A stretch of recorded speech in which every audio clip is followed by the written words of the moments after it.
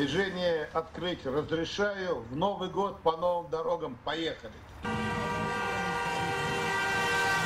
По традиции, колонна большегрузов первой проходит по новой дороге. Старт движению сразу на 3 участках дал вице-премьер страны Марат Хуснуллин. Он сегодня на связи с Татарстаном в режиме онлайн. Параллельно с Горьковским шоссе КАМАЗы проехали по микрорайону Большой Зеленодольск и обновленному участку трассы М7 около Иннополиса. Надеемся, что в ближайшее время будет открыт еще целый ряд дорог федерального значения. Это и Шали-Бавлы, связь между дорогой М7, М5 Урал. Это и обход набережных Челнов, и дальнейшая связь с Уфой и Екатеринбургом.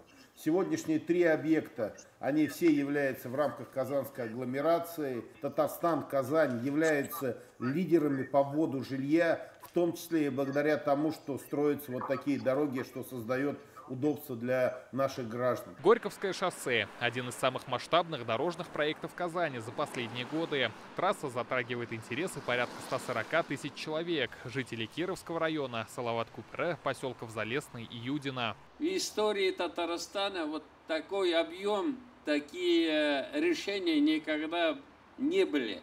И, конечно же, благодаря вот такой серьезной федеральной программе поддержки руководства страны, мы реализуем стратегические проекты. Реконструкцию Горьковского шоссе давно ждали все казанские автомобилисты.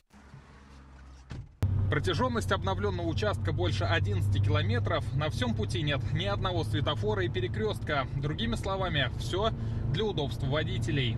Дорога стала комфортнее и безопаснее. Причем не только для водителей, но и пешеходов. 3 надземных пешеходных перехода, 5 подземных пешеходных переходов. Позаботились о пешеходах для того, чтобы как можно меньше было касаний, так называемых, с трассой с точки зрения безопасности пешеходов. Трассу расширили до 6 полос, по 3 в каждую сторону, местами и до 4. Вдобавок на всем пути появились сразу несколько разворотных петель. Вишенка на торте. Первая в Татарстане трехуровневая развязка. Стоимость работ превысила 27 миллиардов рублей. Обновляли важнейшую артерию города 2 года. Ежедневно на объекте работали около 200 человек. Особенно тяжелые были участки, где развязки, колоссальный труд, да.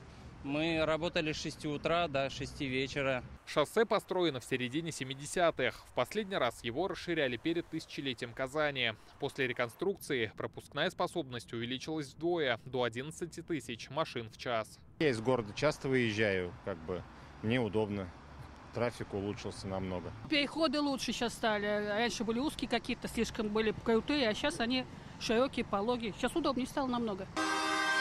Еще один важный проект. Транспортное сообщение между Казанью и Зеленодольском улучшит эта новая трасса. 4-полосная магистраль проходит через Осиново. Рустам Минниханов благодарит каждого, кто приложил руку к созданию дороги.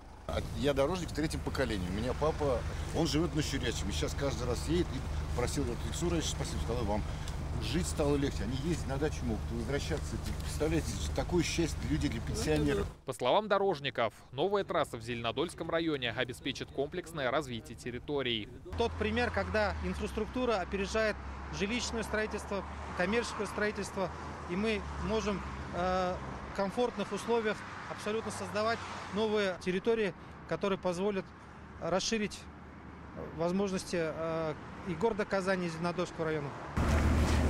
Осмотрел Рустам Минниханов и обновленный участок трассы М7 около Иннополиса. Как подчеркнули на открытии, после реконструкции появляется надежная транспортная сеть, которая способствует росту промышленного и сельскохозяйственного потенциала республики. Это такая командная работа с командой Рустама Нургалиевича республики позволяет нам продвигать республику. И, конечно, это не только жилищное строительство, это действительно раскрывается логистический потенциал Республики Татарстан. Вот эта развязка, в которой мы сейчас находимся, она соединила город Иннополис и соединил, так мы будем говорить, Казанскую агломерацию. В планах, чтобы мы дальше могли еще развивать, будем говорить, Ульяновское направление, подъездка М12, который надо тоже сделать 4-полосным. Поэтому задача стоит такая большая перед нами. В этом году в Татарстане отремонтировали и построили больше 370 километров региональных трасс. Введен 21 мост. За последние 5 лет, благодаря